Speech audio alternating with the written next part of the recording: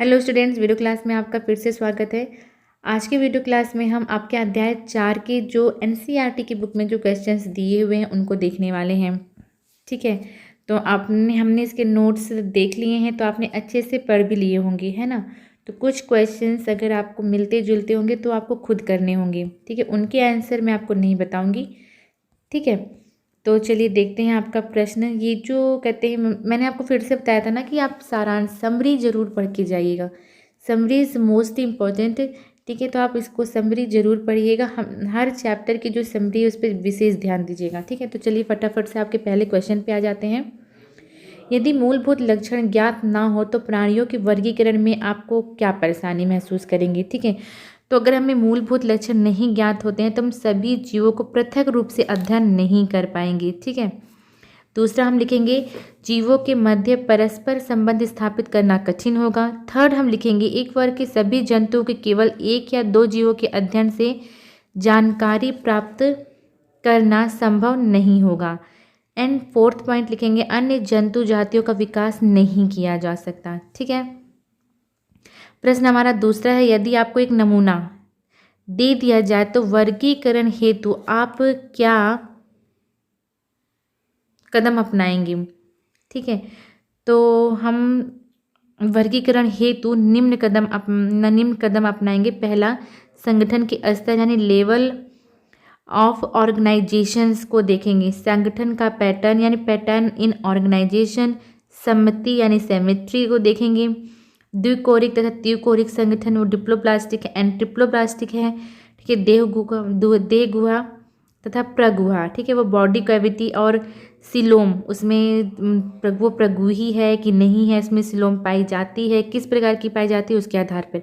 And last, खंडी भवन यानी segmentation के आधार पर उनका वर्गीकरण हम करेंगे। ठीक है, थर्ड प्रश्न है, देह गुहा एवं प्रगुहा का अध्ययन प्राणियों के वर्गीकरण में किस प्रकार सहायक होता है।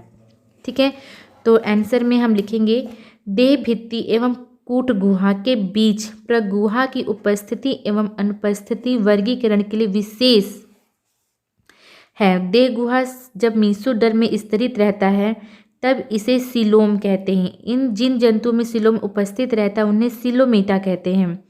जैसे आपका Annelida, Mollusca, arthropoda, Echinodermata, Hemichordata तथा कार्डेटा के कुछ जंतुओं में देह गुहा मीसोडर्म द्वारा स्तरित नहीं होती, लेकिन एक्टोडर्म व एंडोडर्म के बीच छोटी छोटी गोलाकार आकृति में छितरा रहता है। इस तरह की देह गुहा को आहार नाल कहते हैं एवं इन जंतुओं को सीडोसिलोमीटा कहते हैं, जैसे एस्के हेलमिन्थीस। ठीक है, और जिन जंतुओं में देह गुहा नहीं पाई जाती है उन्हें एसिलोमेट कहते हैं, जैसे आपका प्लेटी हेलमिन्थीस। ठीक है, प्रश्न चौथा है आपका अंतःकोश की एवं बाह्य कोश के पाचन में विभेद करें। ठीक है, तो अंतःकोश के बाह्य कोश के पाचन में निम्नलिखित अंतर है, तो हम एक तरफ अंतःकोश की लिख लेंगे, दूसरे पर बाह्य कोश के पाचन लिख लेंगे। अंतःकोश की तरफ लिखेंगे पाचन कोशिका के अंदर होता है। सेकंड, केवल कुछ एंजाइम पाचन में भाग लेते हैं। एंड थर्ड, पाचन कम क्षमता युक्त होता है। ठीक है, इस प्रकार का जो पाचन है वो अमीबा में होता है। ठीक है, बाह्य कोशिकीय पाचन की तरफ लिखेंगे पाचन कोशिका के बाहर आहार नाल में होता है। बड़ी संख्या में पाचक ग्रंथियां एवं एंजाइम पाचन भाग लेते हैं। ठीक है, नेक्स्ट है पाचन अधिक क्षमता युक्त होता है। उदाहरण आपका मनुष्य है। ठीक है, क्वेश्चन नंबर 5 है आपका प्रत्यक्ष तथा अप्रत्यक्ष परिवर्धन में क्या अंतर है।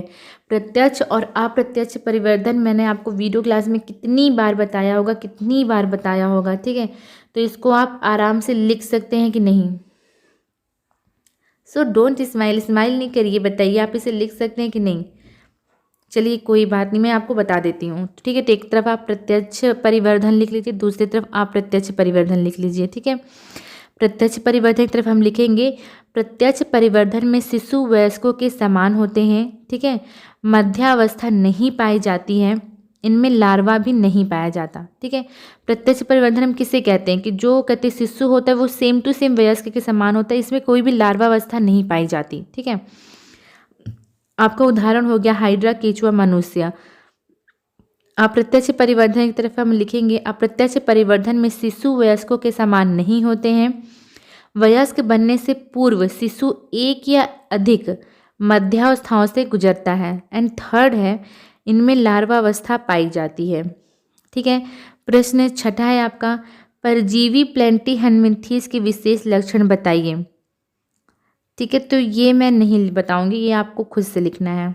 ठीक है। नेक्स्ट हम बढ़ेंगे, आर्थ्रोपोडा प्राणी समूह का सबसे बड़ा वर्ग, इस कथन के प्रमुख कारण बताइए। ठीक है, तो आपको आर्थ्रोपोडा के जो प्रमुख लक्षण हैं, ठीक है, उनके बारे में आपको लिखना है।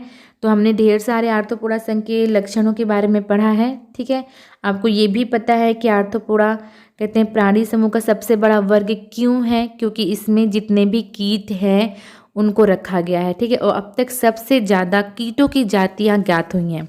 ठीक है, तो इसलिए आर्थ्रोपोडा समूह सभी वर्गों में सबसे बड़ा वर्ग है। तो इसके जो लक्षण हैं वो आप फिर इसमें फटाफट से लिख देंगे। ठीक है, अगला प्रश्न की तरफ बढ़ते हैं, जल संवहन तंत्र किस वर्ग का मुख्य लक्षण है। तो जल संवहन तंत्र किस वर्ग का मुख्य लक्षण है, तो वो है इकाइनोडर्मिटा। ठीक है, अगला हम बढ़ेंगे, सभी कशेरुकी रज्जु हैं या वर्टिब्रेट्स में, लेकिन सभी रज्जुकी कशेरुकी नहीं है, यानी ऑल वर्टिब्रेट्स आर कार्डेट्स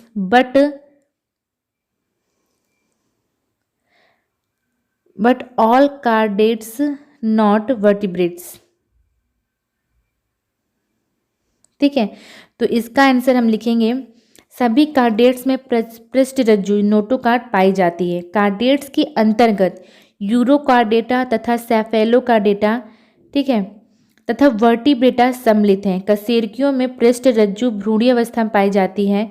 वयस्क अवस्था में पृष्ठ रज्जु अस्थिल या अथवा उपास्थिल के बैकबोन यानी मेरुदंड में परिवर्तित हो जाती है। यद्यपि प्रोटोकार्डेट्स में वर्टिब्रल कॉलम नहीं पाई जाती, अतः कशेरुकी रज्जुकी भी हैं, परंतु सभी रज्जुकी कशेरुकी नहीं है। ठीक है, अगला प्रश्न है, मछलियों में वायु आशय यानी एयर ब्लैडर की उपस्थिति का क्या महत्व है। तो इसका आंसर हम लिखेंगे, मछलियों में वायु कोश, ठीक है, उत्प्लावन में सहायक होते हैं। इनकी सहायता से मछलियां जल में तैरती हैं। वायु कोश इन्हें जल में डूबने से बचाते हैं। वायु कोश वर्ग ऑस्टिथीज में पाए जाते हैं, जबकि वर्ग कॉन्ड्रिक्थीज में अनुपस्थित होते हैं। जिन मछलियों में वायु कोश नहीं होते हैं उन्हें जल में डूबने से बचने के लिए लगातार तैरना पड़ता है। ठीक है, मैंने आपको क्या बताया था कि एयर जो वायु आशय जो वायु कोश एयर ब्लैडर होता है वो मछलियों को जल में बैलेंस बनाने के लिए काम आता है। ठीक है, अगर मछलियाँ नहीं तैर रही हैं तो तब भी नहीं डूबेंगी, उतने में ही लहराती रहेंगी। ठीक है, और जिनमें ये नहीं पाया जाता उन्हें क्या होता है, लगातार तैरना पड़ता है। अगर वो रुक गई तो वो डूब गई। ठीक है, अगला प्रश्न है हमारा, प्रश्न 11 है, पंछियों में उड़ने हेतु क्या क्या रूपांतरण है।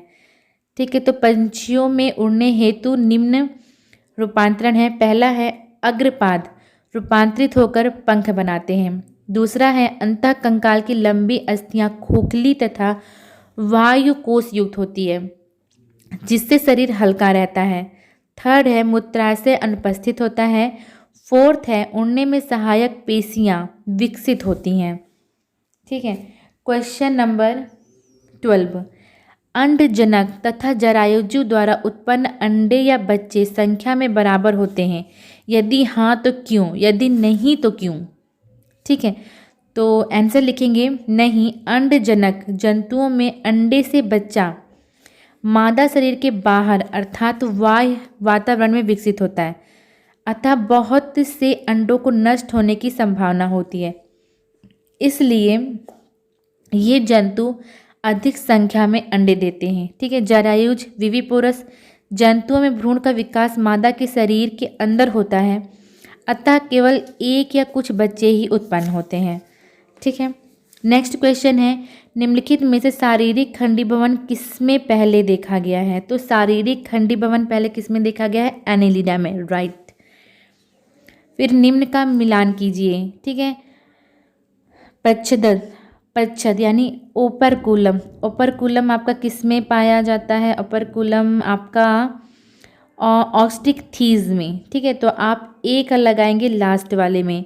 उसके बाद है आपका पार्श्व पद आपका पाया जाता है एनेलिडा में, ठीक है।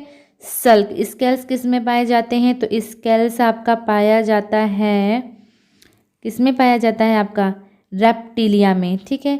उसके बाद है कंकत पट्टिका, कॉम प्लेट्स किस में पाई जाती है, तो बहुत ही ईजी है, इसका तो आपके दिमाग में तुरंत आंसर आ ही गया होगा कि कॉम प्लेट्स किस में पाए जाते हैं, टीनोफोरा में, ठीक है। रेडुला का आपका मोलस्का, ठीक है। बाल हेयर्स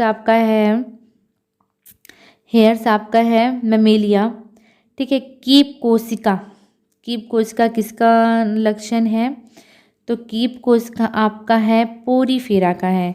एंड क्लोम छिद्र लास्ट है आपका गिल स्लिट्स किसका है, आपका कॉन्ड्रिक्टिस इस साइक्लोस्टोमेटा का, ठीक है। नेक्स्ट क्वेश्चन है मनुष्य पर पाए जाने वाले कुछ परजीवों के नाम लिखिए। तो मनुष्य में पाए जाने वाले कुछ परजीवों के नाम आपको पता ही होंगे, बहुत सारे हैं। टीनिया हो गया जिसे हम फीता कृमि बोलते हैं, स्केरिस को गोल कृमि बोलते हैं, वुचिरेरिया को फाइलेरिया कृमि कहते हैं, ठीक है। एनसाइकोस्टोमा जिसे हम अंकुश कृमि कहते हैं, ट्राइचूरिस जिसे हम वीप कृमि कहते हैं, ड्रैकुनाकुलस जिसे हम गुइनिया कृमि कहते हैं, एंड पेडिकुलस जिसको हम जू कहते हैं, जो आपके बालों में हो जाती है, ठीक है। तो आपके चैप्टर 4 के भी जो एक्सरसाइज के में जो क्वेश्चन दिए गए थे वो ख़त्म हो गए, हमने सारे आंसर देख लिए हैं। तो आज की वीडियो क्लास के लिए इतना ही, मिलते हैं नेक्स्ट वीडियो क्लास में। और अब आपका स्टार्ट होगा चैप्टर 8, ठीक है। आपके जो NCERT का जो सिलेबस है वो तो कम हो ही गया है, तो आपको चैप्टर 5 और 6 नहीं पढ़ना है, क्योंकि उसमें जितनी भी हेडिंग होगी वो कट हो गई, तो ये पूरा चैप्टर ही आपका हट गया। 7 आपको उतना खास नहीं है मेरे हिसाब से। चैप्टर 8 बहुत इंपॉर्टेंट है अगर आपको जीव विज्ञान को अच्छे से समझना है, ठीक है। अगर आप कोशिका को समझ लेते हो, सेल को समझ लेते हो, तो आपको आधे चैप्टर तो ऐसे ही समझ में आ जाते हैं, ठीक है। तो नेक्स्ट वीडियो क्लास में हम पढ़ेंगे चैप्टर 8। तो तब तक के लिए बाय बाय, मिलते हैं नेक्स्ट वीडियो क्लास में।